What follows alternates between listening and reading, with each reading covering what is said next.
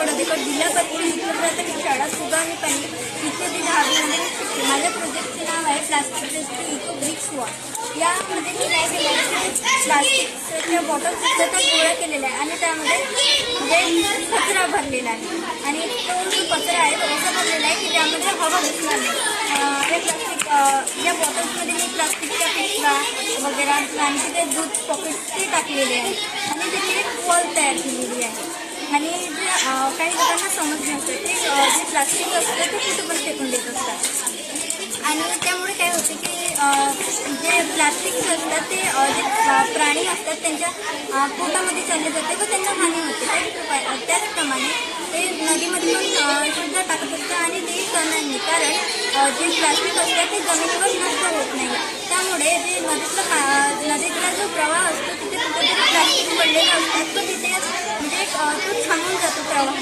त्यामुळे पण सुद्धा हानी होत असतात आणि जी वॉल आहे त्यामध्ये काही लोकांना मटेरियल उपलब्ध होत नाही म्हणजे जे रोडावर वगैरे राहतात कारण त्यांना मग ते सहजपणे उपलब्ध होत असतात बॉटल्स वगैरे जमा करणं आणि त्यामुळे ते तिथे पण घर बांधू शकतात त्यांचं स्वतःचं. त्यामुळे जे प्लास्टिक असतं ते म्हणजे जी आपली जमीन असते ती पण नष्ट होत नाही. त्यामुळे त्या पर्यावरणाचं आपल्याला संरक्षण करता येते आणि हे जे असतात ते म्हणजे उपलब्ध लवकर होत असतात. जे विटा ज्या आहेत त्या थोड्याशा महाग होत असतात तर हे आपल्याला कुठे पण सहजपणे उपलब्ध होऊ शकतात. का तिकडून करणं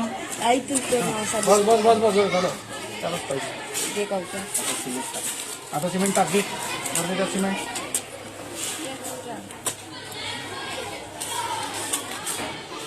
हां टाकत जा मी नंतर करून नको फक्त थोडा वेळ करून ठेवलं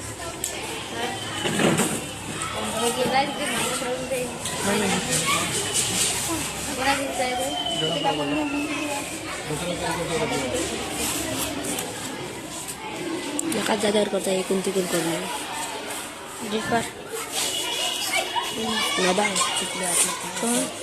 इकडे चेहरा दिसला पाहिजे चेहरा काय चेहरा दिसला पाहिजे राजानं पाहिजे पोटे करते ना व्हिडिओ मध्ये राजानं दिसतील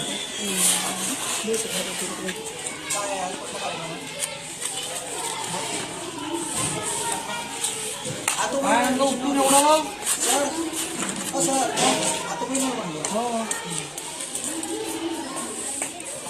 ते लहानच राहिले तुम्ही मोठे होऊन गेले काय कोण म्हणते पगार दीड ओसी फाईल कपाटात